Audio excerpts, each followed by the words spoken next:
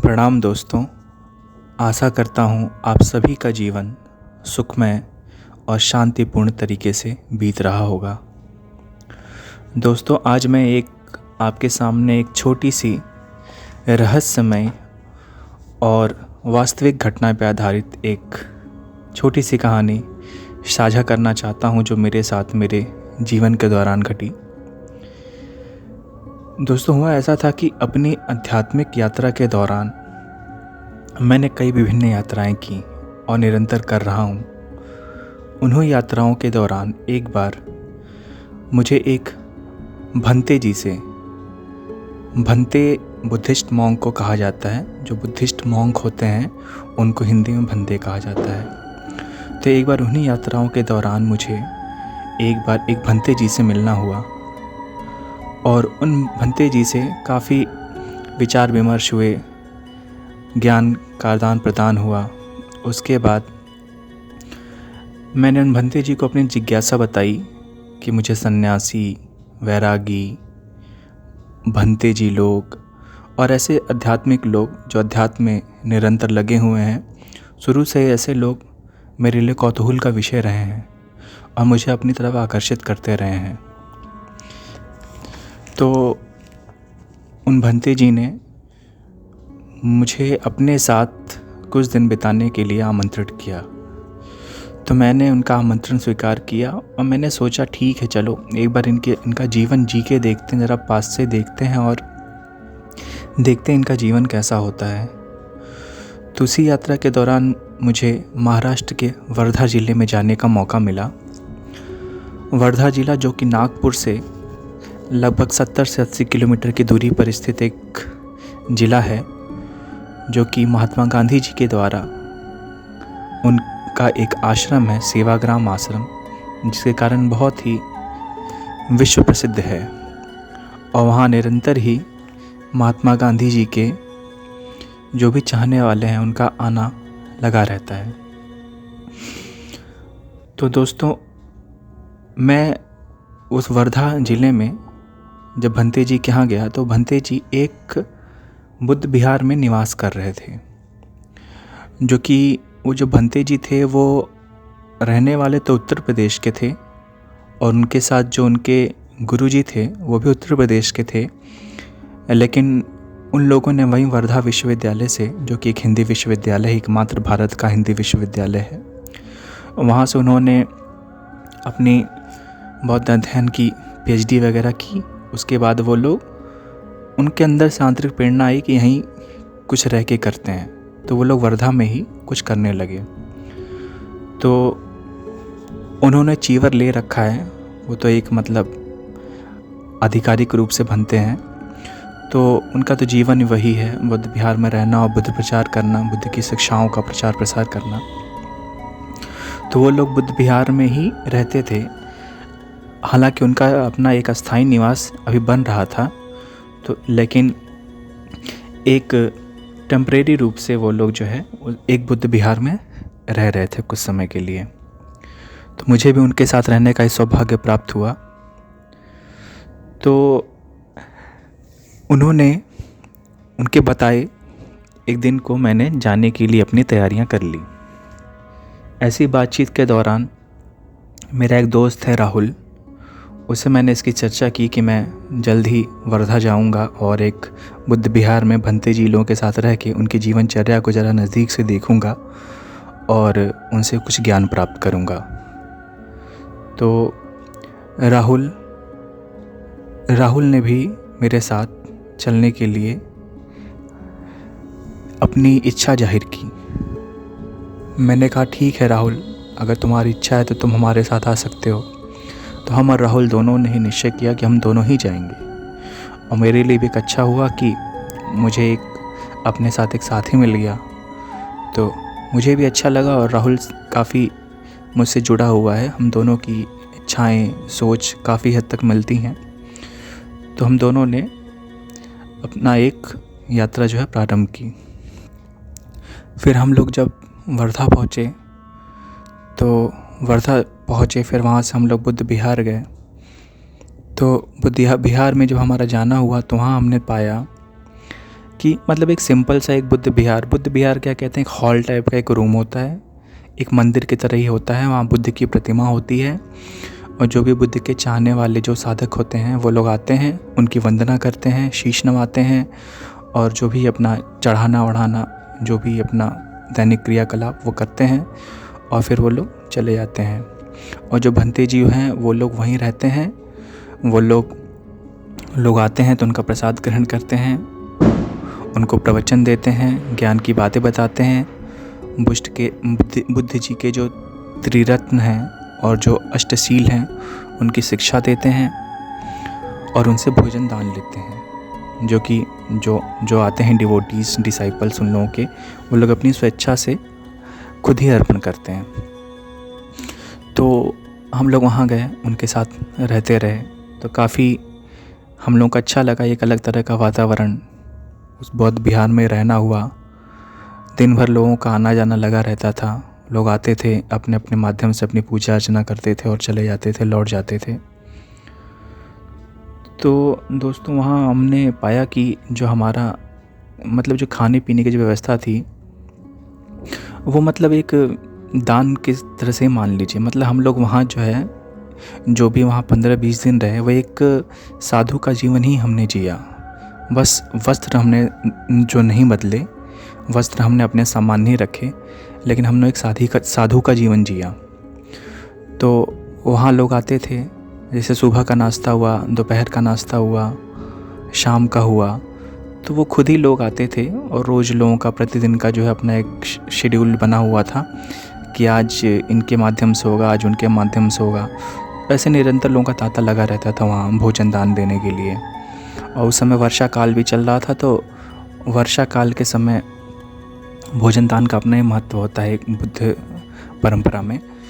तो उसके लिए भी काफ़ी उस समय बहुत लोग आते जाते थे। तो भोजन ऐसे खाने पीने रहने की कोई समस्या नहीं थी। सारी चीज़ें जो हैं उन लोगों द्वारा ही पूरे कर दी जाती थी। तो दोस्तों हम लोग वहाँ साथ में रहते थे, तो हम भी लोग साधु का जीवन ही जी रहे थे। तो जो भंते जी जो खाते थे वही हम भी लोग खाते थे। भंते जी का जो क्रियाकलाप था उसमें हम भी लोग सहाय करते थे। जैसे भंते जी रहते थे वैसे हम भी लोग रहते थे। जहाँ भंते जी जाते थे उनके साथ हम भी लोग जाते थे।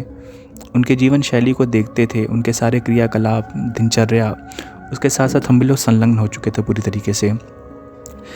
जिसमें जाके वृक्षारोपण करना, हमने दोस्तों बहुत से पेड़ लगाए, जो कि एक दिल को काफ़ी सुकून देता है जब आप पेड़ लगाते हैं।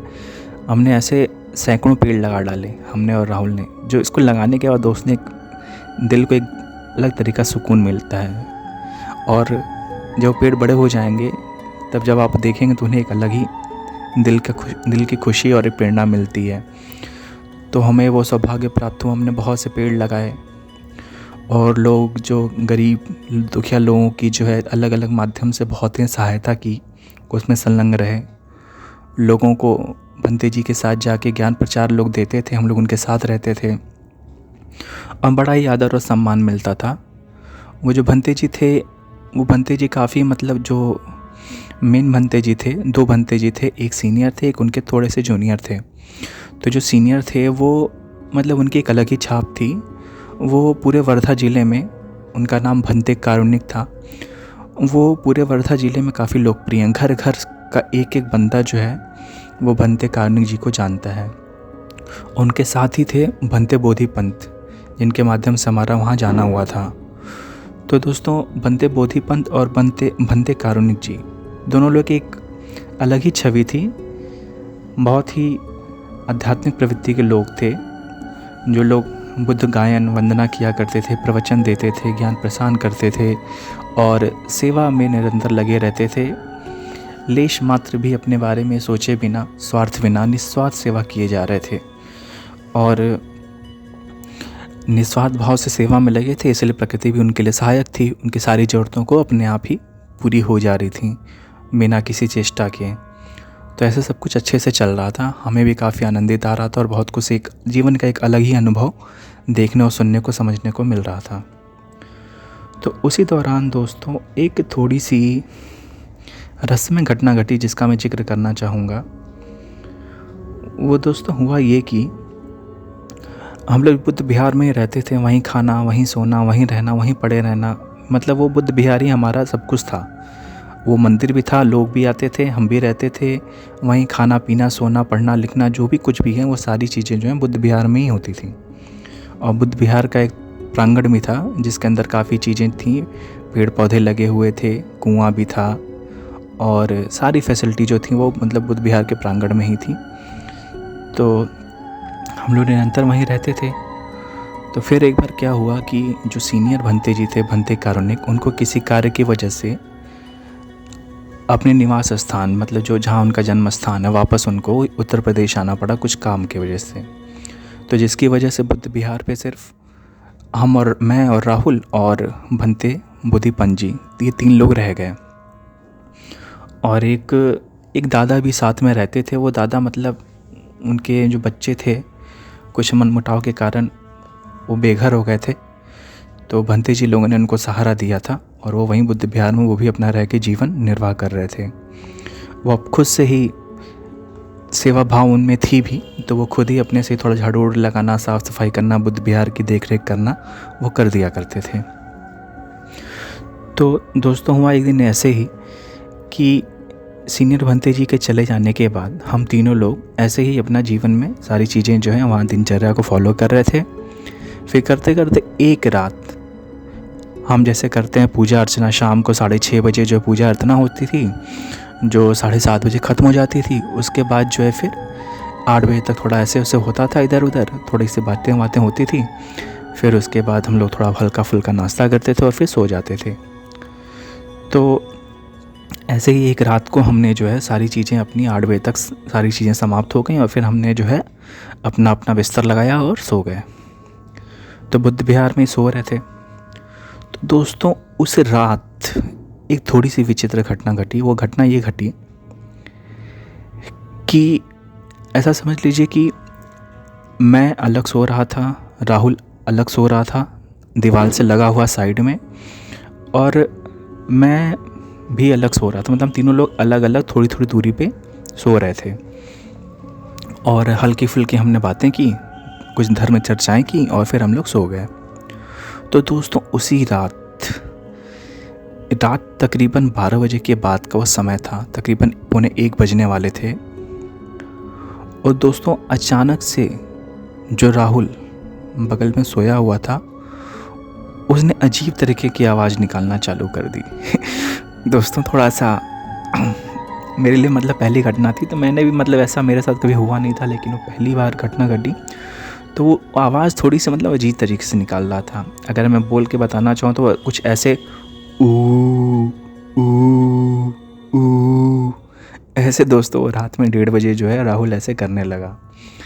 तो दोस्तों उसकी आवाज़ सुन के मुझे तो काफ़ी विस्मय से भर गया, और ताकि मतलब एक सिहरन सी, मतलब एक स्वाभाविक है आदमी का एक डर कि अचानक रात का समा और ये अचानक से मतलब ये क्या हुआ राहुल को।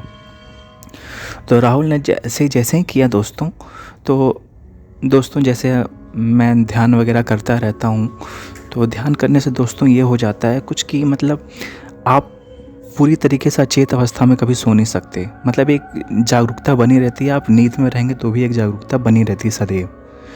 तो दोस्तों जैसे उसकी आवाज़ है मेरी नींद तो खुल गई, मैंने आंखें खोल दी और आंखें खोल के मैंने अपनी पुतलियों को घुमाते हुए राहुल को देखा। तो राहुल सीधे लेटा हुआ है, सहमा हुआ, और ऐसे किए जा रहा है, और मतलब वो अचेत अवस्था में, उसको पता नहीं वो क्या कर रहा है, वो तो ऐसे किए जा रहा है। और उसने पूरा चद्दर अपने ऊपर पूरा टोटल ओढ़ रखा था, सर से लेके पाँव तक। तो समझ में नहीं आ रहा था कि क्या हुआ उसके साथ ऐसा।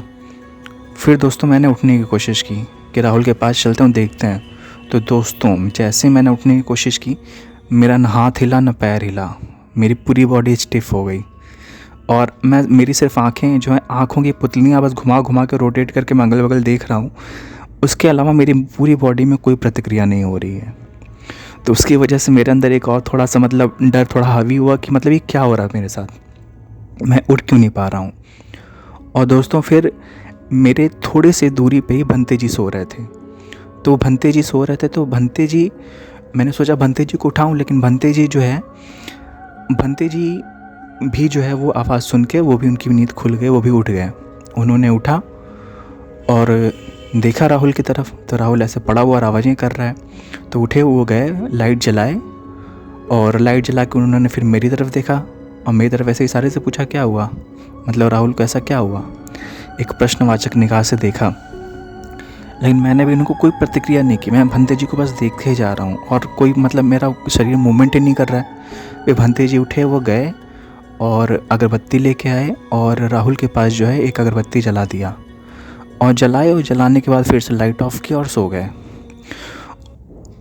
और जैसे ही वो सोए वैसे ही दोस्तों फिर उन्होंने आवाज़ें करना चालू कर दी, ऊ ऊ करके।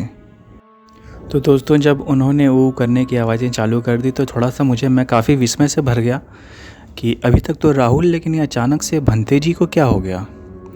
और दोस्तों यकीन मानिए, जब मतलब वो वॉइस, मतलब पहले राहुल थोड़ी दूरी पे सोया हुआ था, उसने ऊ किया, फिर वो अचानक से भंते जी ने फिर ऊ किया, और भंते जी तो मेरे निकट ही सोए हुए थे। तो मतलब उनकी आवाज़ सुन के मैं तो मतलब समझ सकते हैं उस माहौल में रह के, अंधेरा है, लाइटें बंद हैं और इस तरह की चीज़ें घट रही हैं और आपकी बॉडी स्टिफ है, आप उठ नहीं सकते। और भंते जी ने, और सबसे मतलब विस्मय भरी बात ये थी कि वो भंते जी ने किया, लेकिन वो मतलब वो तो उठे भी थे, अभी जस्ट उठे थे, अगरबत्ती जलाई और फिर आके फिर से लेटे और फिर से वो करने लगे। वो मतलब वो तो इसलिए थोड़ा लगा कि यार वो नींद में तो इतना जल्दी कैसे वो नींद में चले जाएंगे और इस तरीके से। तो दोस्तों इस तरीके से घटा। फिर जो है तो डर तो लगा, लेकिन साथ ही ये स्मरण भी था कि हम जिस जगह पे निवास कर रहे हैं, जहाँ पे रह रहे हैं, सो रहे हैं, वहीं बगल में उस प्रांगण में ही बुद्ध की एक विशालकाय प्रतिमा भी है खड़ी, जो खुद अपने आप ही उसका आभा मंडल इतना था, इतना प्रभाव इतना था कि वहाँ डर क्या टिक पाएगा।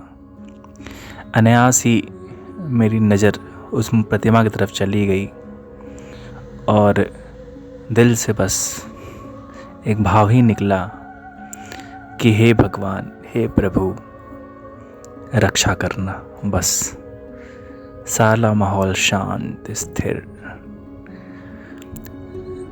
कोई हताहत कुछ नहीं। फिर वो रात अच्छे से बीती, किस तरह की कोई समस्या नहीं हुई।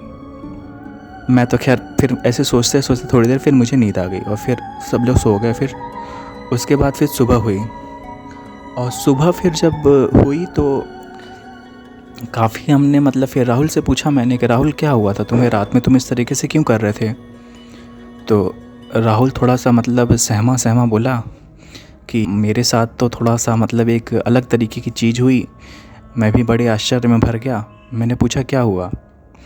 उसने बोला कि मैं रात में जब सो रहा था तो मुझे ऐसा लगा कि कोई मतलब मेरे गोल गोल घूम रहा है, परिक्रमा कर रहा है, ऐसा लगा। और वो जो है मतलब हाथ में कुछ बास्केट में लिया हुआ है और उसकी तरफ फेंकते हुए जा रहा है गोल गोल। तो राहुल ने इस तरीके से जब वर्णन किया तो मैंने सोचा यार ऐसा क्या हुआ। और उसने एक बात और मेंशन की, उसने कहा कि वो मतलब उसका जो मतलब उसे ऐसा नींद में या कहें हेलुसिनेशन कहें या फिर उसे ऐसा लगा, ऐसा प्रतीत हुआ कि ये मतलब कोई भंते जी टाइप के मतलब आकृति थी। उसे ऐसा लगा, उसने देखा तो नहीं स्पष्ट रूप से, लेकिन उसे लगा कि कोई मतलब भंते जी टाइप का था। और दोस्तों उसे मतलब थोड़ा सा मैं एक चीज़ भूल गया कि जब रात में मैं सो रहा था उस समय, जब मेरी वैसी अवस्था थी, जब मैंने राहुल सब कुछ देख रहा था, तो उससे जस्ट पहले मतलब मुझे भी एक मतलब ड्रीम आया था, सपना आया था ये राहुल की आवाज़ निकालने से पहले, कि मैंने भी देखा तो मुझे कुछ ऐसा लगा कि यार मतलब जैसे उस बुद्ध विहार में मैं सोया हूँ और मेरे चारों तरफ जो है पूरे बुद्ध विहार में बुद्धिस्ट मॉन्क लोग जो हैं बैठे हैं और वो लोग अपनी प्रार्थनाएं कर रहे हैं। लेकिन वो मतलब कुछ डरावना तो था नहीं, प्रार्थनाएं सामान्य से थी। लेकिन ये सारी घटनाएं घटी तो फिर जो है मतलब फिर मैंने सोचा कि मेरे सपने में मतलब कुछ भंते जी से रिलेटेड सपना आया और राहुल को भी भंते जी टाइप का ही मतलब एक ऐसी छवि दिखाई दी, ऐसा कुछ प्रतीत हुआ। तो फिर हमने भंते जी से बात की, मतलब जिन भंते जी जो हमारे भंते जी साथ थे उनसे हमने बात की और बताया मैंने कि भंते जी आप भी रात में इस तरीके से अजीब आवाज़ें निकाल रहे थे। तो वो भी बड़े विस्मय से भर गए, बोले कि सच बताओ, सच में ऐसा हुआ था। मैंने कहा हाँ सच में ऐसा हुआ था। और फिर हमने उनसे पूछा भी कि भंते जी आपने जब जगे थे, उठे, तो उठने के बाद फिर आपने मतलब उठे और अगरबत्ती लेके आए, राहुल के पास जलाए और उसके बाद फिर सो गए, मतलब समझ में नहीं आया ऐसा आपने क्यों किया। तो फिर उन्होंने बताया कि यार मतलब मैं उठा और मैं उठ के जब मैंने अगरबत्ती जलाई तो मेरे मन में ये आया उस समय कि राहुल में भी शायद कोई बुरा सपना देखा होगा, डर गया होगा, तो मैं थोड़ा सा अगरबत्ती जला के एक जो है वंदना कर देता हूँ थोड़ा सा, तो इससे जो क्या होगा राहुल को कुछ आराम मिल जाएगा। लेकिन अगरबत्ती जलाने के बाद मतलब जैसे उन्होंने वो भूल ही गए कि उनका मतलब क्या करना था, किस प्रयोजन से किया था, और वाकई सो गए, वंदना उन्होंने नहीं की। तो दोस्तों इस तरीके से मतलब ऐसी विचित्र घटनाएं घटी, तीनों लोगों को कुछ अलग अलग तरीके के अनुभव हुए। तो फिर दोस्तों उसके बाद मेरे मन में जो थोड़ी सी मतलब जिज्ञासा रह गई कि यार ऐसा क्या हुआ। मतलब मेरा मन जो शुरू से काफ़ी मतलब साइंटिफिक रहा है, वैज्ञानिक तरीके से चीज़ों को समझने की मतलब काफ़ी जिज्ञासा रहती है। तो मैंने इसमें और खोजबीन जो करना चालू की कि मतलब ये क्या होता है, कैसे होता है, क्यों, क्या हुआ, जड़ में जाने की कोशिश की। तो वहीं बुद्ध विहार में ही एक भंते जी की फ़ोटो लगी थी, जो एक थोड़े से बुजुर्ग भंते जी थे और उनकी एक फ़ोटो लगी थी। तो मैंने ऐसे ही पूछा उन लोगों से कि ये भंते जी कौन है, इनकी फ़ोटो लगी है कौन है, पहले क्या यही रहते थे यहाँ पे। तो वो जो भंते जी हमारे साथ रह रहे थे उन्होंने कहा कि हमें भी नहीं पता। फिर उन्होंने बताया कि जो बुद्ध विहार है ये काफ़ी समय से बंद पड़ा था, इसमें कोई रहता वता नहीं था, पूजा वंदना वगैरह कुछ नहीं होती थी। लेकिन हम लोगों ने जब यहाँ पे जब प्रचार प्रसार करना चालू किया तो हमने इसकी साफ़ सफाई की, बुद्ध प्रतिमा को साफ़ वगैरह किया और यहाँ पे जो है पूजा वगैरह चालू की। और उस समय ही सारी सी तस्वीरें वगैरह जो है पहले से लगी हुई थी। तो हमने कहा अच्छा। फिर जो है उस बुद्ध विहार संरक्षण समिति के एक सदस्य थे, तो वो शाम में ऐसे ही आते थे मिलने उलने, देखने की कोई मतलब भंते जी लोगों को कोई तकलीफ़, कोई समस्या कुछ हो तो वो ऐसे मिलने आया करते थे। तो मैंने उनके सामने प्रश्न रखा और बताया कि अंकल जी ये मतलब रात में कुछ ऐसी सी विचित्र सी घटनाएं घटी हमारे साथ, और तो हम आपसे जानना चाहते थे कि मतलब यहाँ पे कोई भंते जी पहले से थे क्या, मतलब जो यहाँ पे रह रहे हों और अब नहीं हो इस दुनिया में। तो इस तरीके से मतलब कुछ घटनाएं घट सकती हैं। तो जब मैंने उनसे पूछा तो बोले कि हाँ एक भंते जी थे और लेकिन वो चले गए थे। फिर हमने पूछा चले गए तो कहाँ गए, वो इस समय कहाँ हैं। तो बोले वो तो चले गए थे यहाँ से बुद्ध विहार से, लेकिन वो जो है फिर मतलब फिर हमें बाद में पता चला कि उनकी जो है देहावसान हो गया, मतलब उनकी डेथ हो गई। तो हमने कहा अच्छा। तो फिर मेरे दिमाग में मतलब ये बात आई कि मैं भी शायद वो वही भंते जी रहे हों। तो दोस्तों फिर जो है ये चीज़ें ऐसे चलती रहीं। फिर जो है मतलब वो सारी चीज़ें ऐसे ही जो निरंतर, फिर मैंने कहा कि अच्छा ठीक है वो मतलब फिर मैंने रिलेट करके सोचा तो मैं भी शायद वो भंते जी रहे हों। फिर उनसे पूछा मैंने, संरक्षक जी थे, फिर उन्होंने खुद स्वयं से ही बताया, बोला कि देखिए जो बुद्ध विहार होते हैं ना, बुद्ध विहार जो होते हैं ये प्रार्थना घर होते हैं।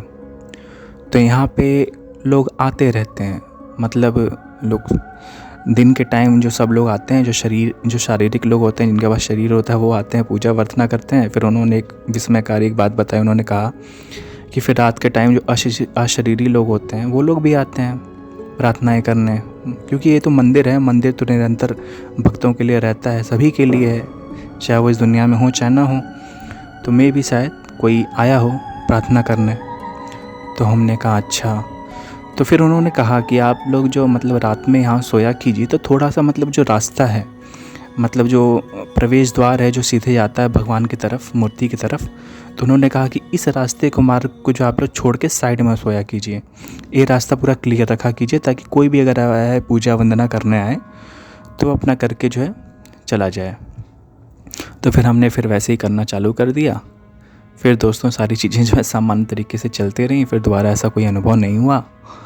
और फिर कुछ दिन बाद जो सीनियर भंते जी थे वो भी आ गए और फिर ऐसी चीज़ें चलती रहीं। फिर मतलब किस तरह की घटना घटी नहीं। लेकिन दोस्तों उसके बाद एक चीज़ और होगी जो थोड़ा सा मतलब हमारे लिए एक मतलब विस्मयकारी रही, कि उस घटना के बाद राहुल की तबीयत बहुत ख़राब हो गई। और राहुल की तबीयत कुछ ज़्यादा ही ख़राब हो गई। पहले तो उसे बुखार हुआ, नॉर्मल हुआ, उसके बाद फिर हमने ऐसे ही बुखार, सर दर्द, तो थोड़ा बहुत बाहरी इलाज चला। जो जिला अस्पताल था, जिला अस्पताल में हमने सब कुछ सामान्य उसकी कराई दवाई, लेकिन वो सही नहीं हुआ, उसकी तबीयत और बिगड़ गई। उसको फिर पता चला कि उसको डेंगू हो गया है। फिर वो जो है डेंगू में उसकी प्लेटलेट काफ़ी डाउन हो गई। तो फिर हमने उसे एक एम्स हॉस्पिटल में फिर हमने ट्रांसफ़र किया। फिर वहाँ उसका काफ़ी इलाज चला। तो वहाँ भी दोस्तों उसकी प्लेटलेट जो है 66,000 पे आ गई थी, आप समझ सकते हैं। 66 से भी नीचे 45 पे आ गई थी।